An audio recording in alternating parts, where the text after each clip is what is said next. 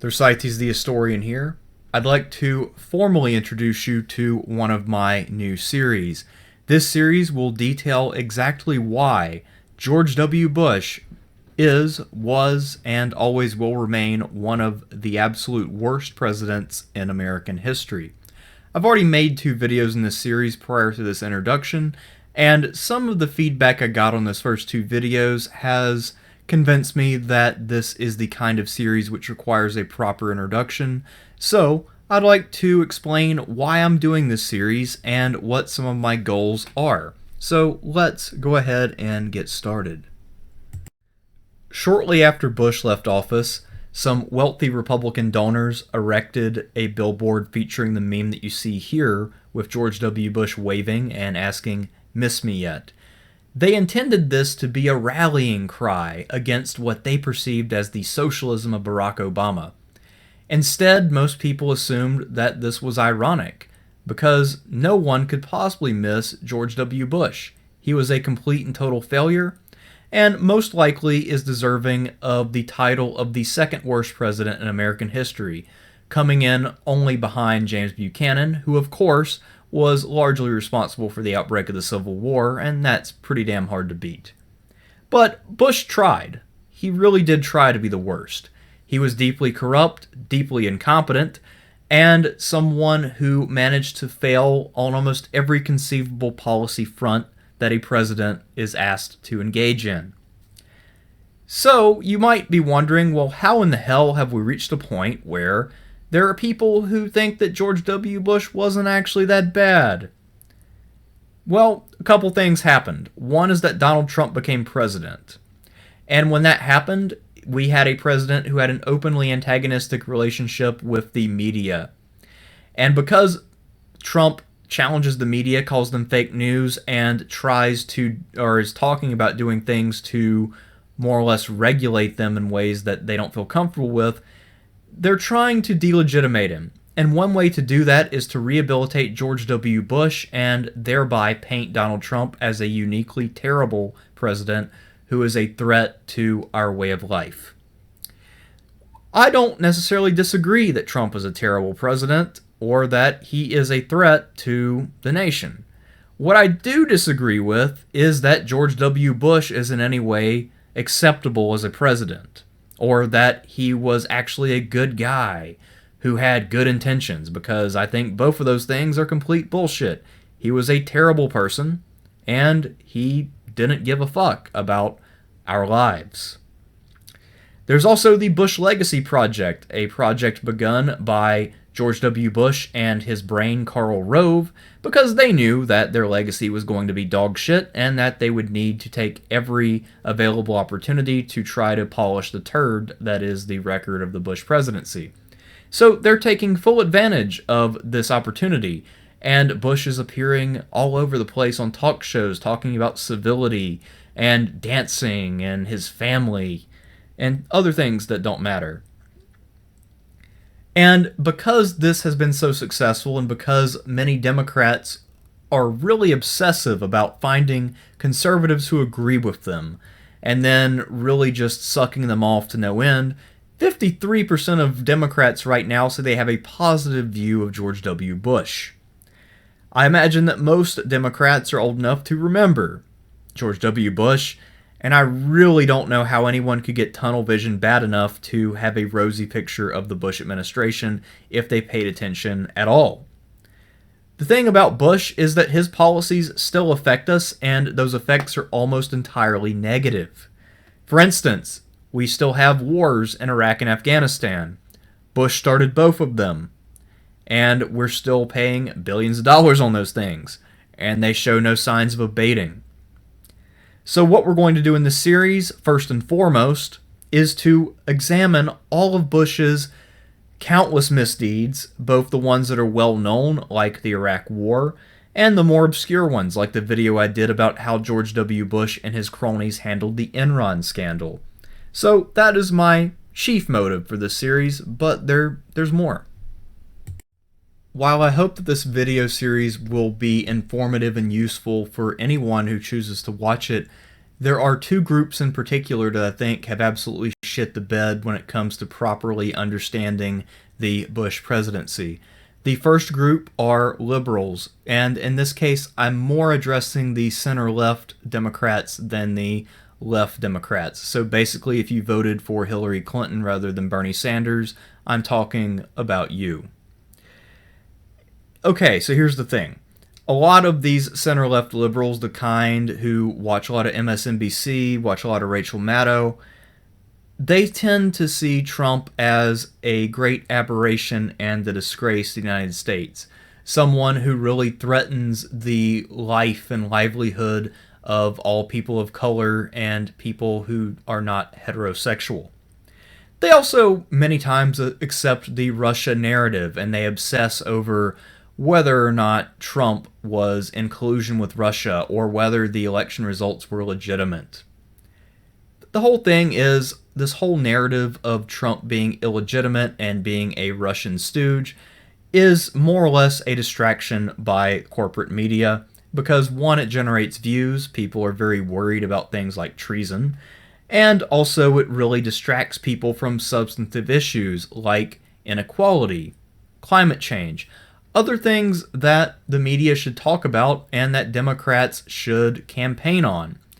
However, because Democrats get most of their money from corporations, if they just talk about Russia and Trump's latest Twitter tirade, they can avoid outraging their corporate donors by actually having political stances.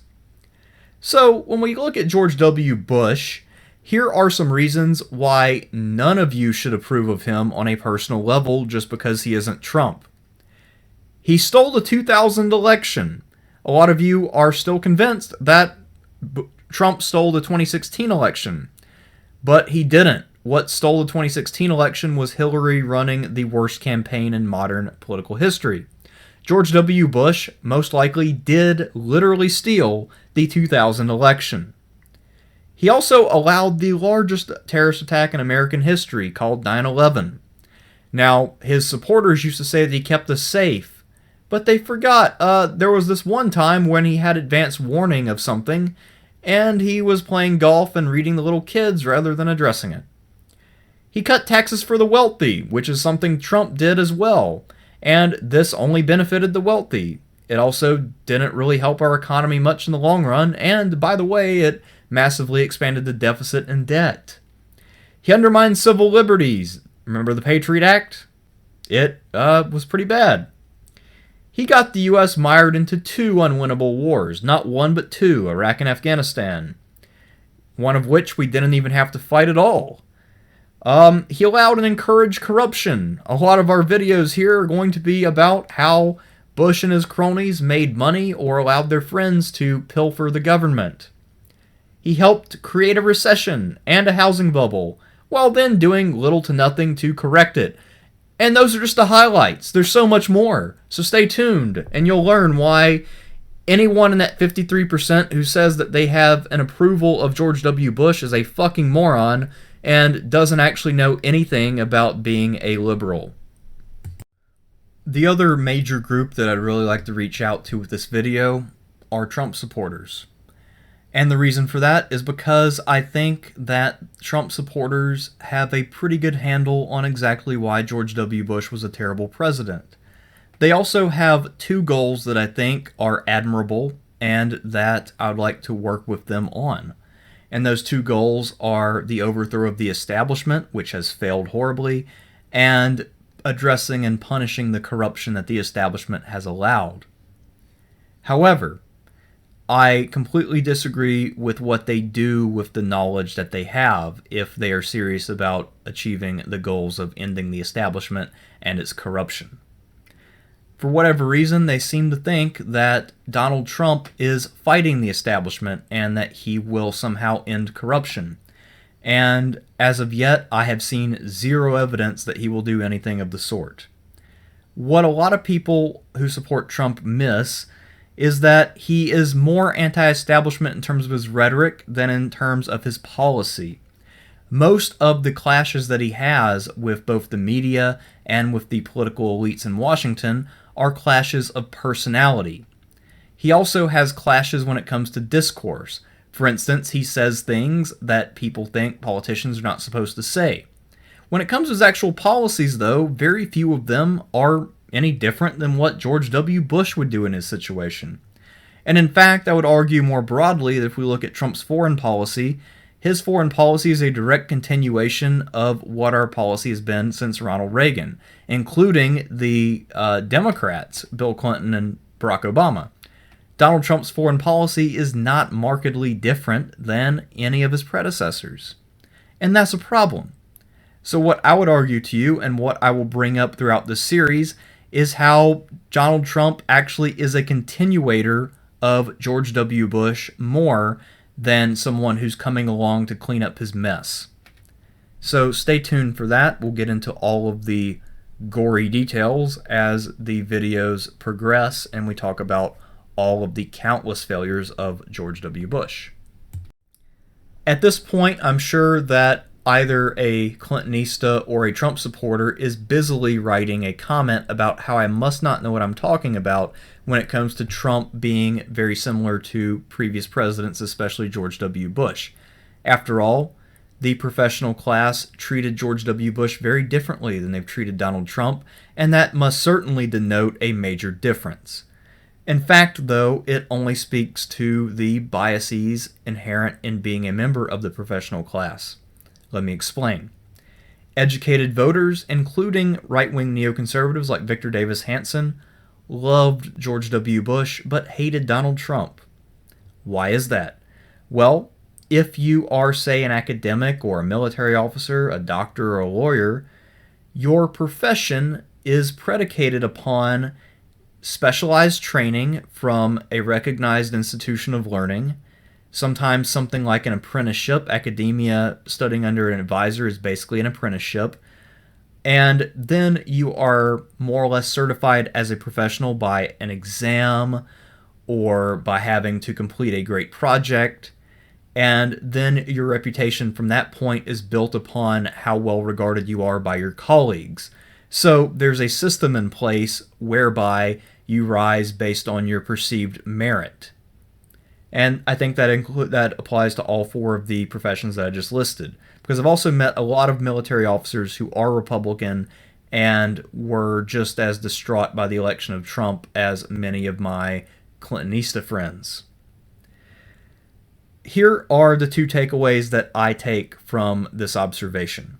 One is that the false consensus on politics among the educated elite is not based on anything more than a shared prejudice. Just because pretty much most of the educated people that you'll come across oppose Trump does not mean that there's actually any kind of cohesion among them beyond that. So the military officers that I know and I disagree on a lot of things, but we agree that Trump is terrible. That's not a very meaningful agreement, given that for both of us in this case, a lot of that just stems from the fact that Trump hasn't proven his ability in any meaningful way to us. The other thing is that not everyone with this bias or background is really part of the establishment. I can see that being the kind of thing that a Trump supporter might try to pull up. However, I assure you that academics do not get consulted by the government when major policies are about to be implemented. One great example of this, actually, is from the presidency of George W. Bush. When he was about to invade Iraq, they asked about the difference between Sunni and Shia Muslims. And at this time, there were about 1,000 professors in the U.S. who were experts in Middle Eastern history who could have told them that, yeah, that's going to be a bit of a problem. You know how many they consulted? 0. Actually, I think they consulted one guy, and he happened to be a complete idiot. But anyway, the point is that just being produced by a system that works in ways that are similar to the political establishment does not make one a member of that establishment. However, the prejudices that underlie it are not dissimilar. So I think that's a distinction that you need to keep in mind. The educated professionals of America tend to build their idea of authority on consensus among people who are recognized authorities. At a certain point, it's a bit circular. but it actually still is not anywhere near as flawed or problematic as the most pervasive of all logical fallacies in American politics, and that is the binary thinking that accompanies the two-party system. Whenever you have a binary politics, it produces binary thinking, and that encourages people to take a look at a false dichotomy and just accept it at face value. For instance, a lot of people will tell you that your choices in America are Democrats and Republicans, and they will not really consider the possibility of voting for a third party, or the possibility that one of the parties might be destroyed and then be replaced by a third party which rises up to take its place. These things seem unthinkable because in a binary system, there are two options, and there's not a third. And I find that this binary thinking has really leaked out of American politics and into American society more broadly. When people ask questions, they tend to ask one thing or one thing, not one thing or one thing or one thing or one thing. They don't ask things in groups of threes or fours, but it's always in groups of two.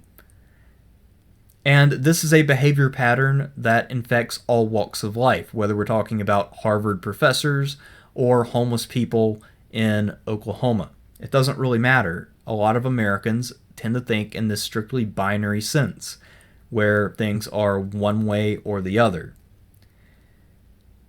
And another problem with this binary system is that it really renders ideological labels largely meaningless. The two parties are hard to categorize by a single label. Now, many people on the left might call the Republicans fascist, and many people in the Republican Party would call the Democrats socialist, and in both cases, those labels are largely meaningless and untrue. And when these labels are rendered meaningless, that makes having an informed political discourse difficult.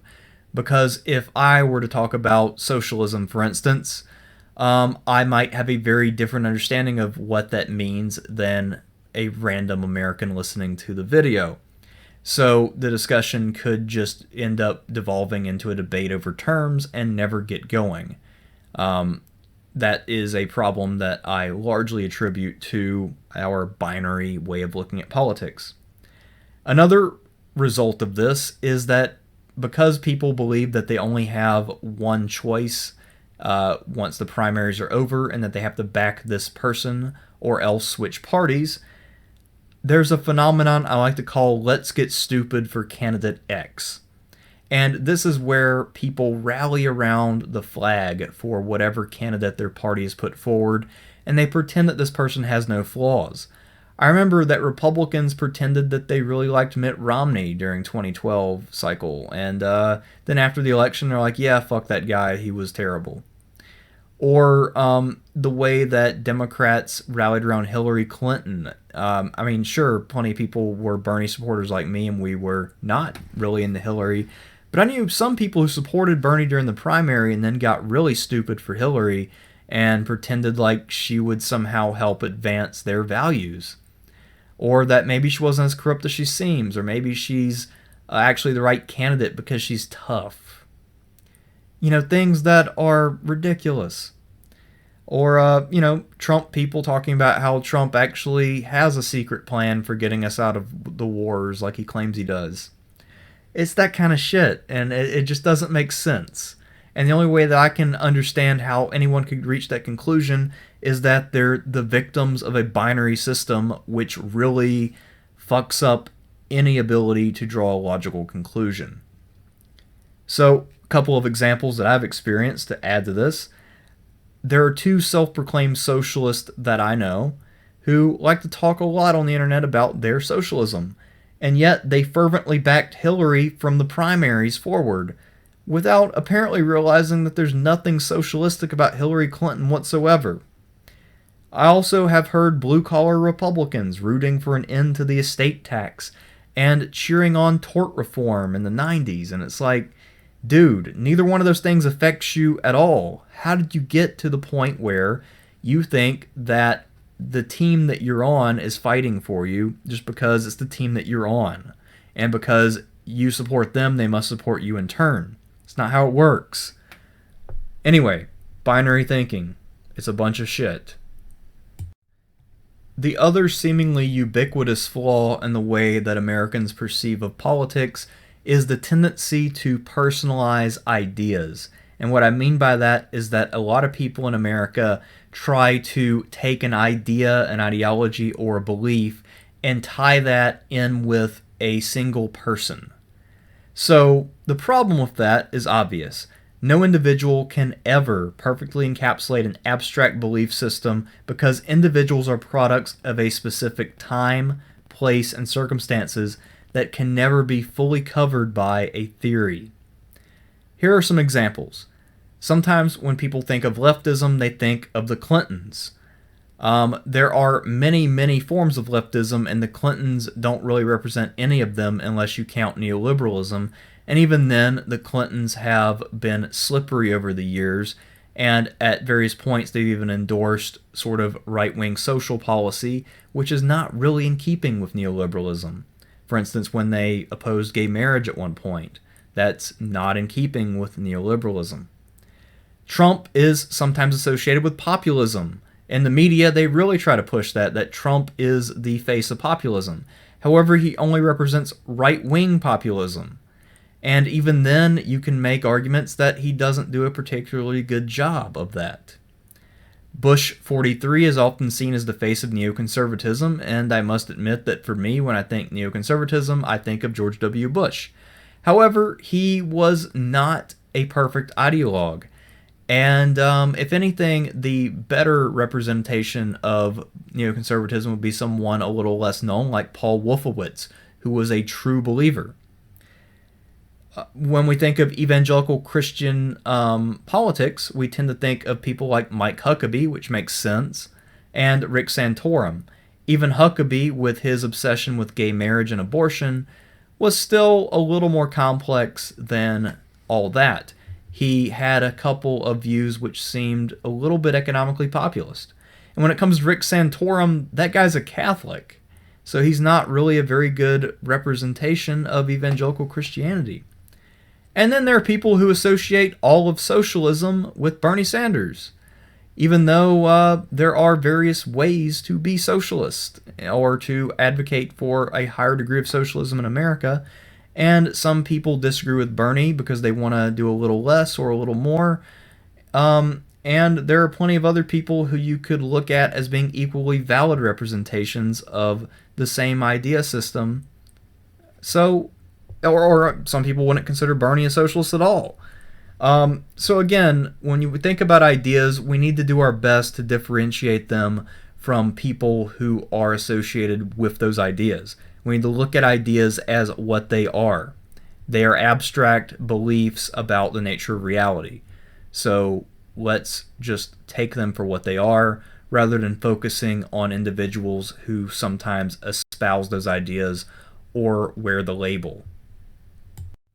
In summary, my goals for this series are as follows. 1, I would like to show that George W. Bush was a terrible president and that he should not be rehabilitated.